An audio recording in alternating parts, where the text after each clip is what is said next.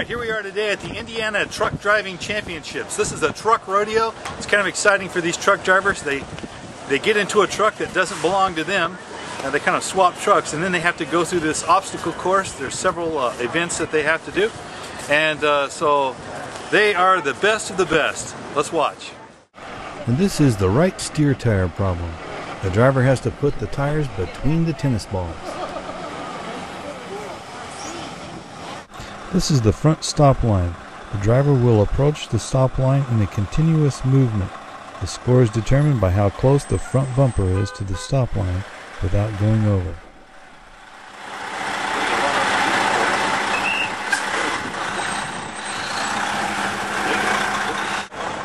This is the side park problem. The driver will pull into a designated area and along an imaginary curb line, and he must stop. The back of the truck must be within a 3-foot marked area to receive a score.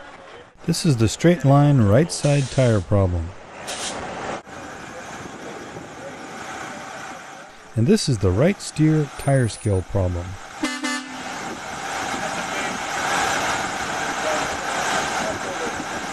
I'm Marty Wilson from Mooresville, Indiana. Drive for Heritage Transport.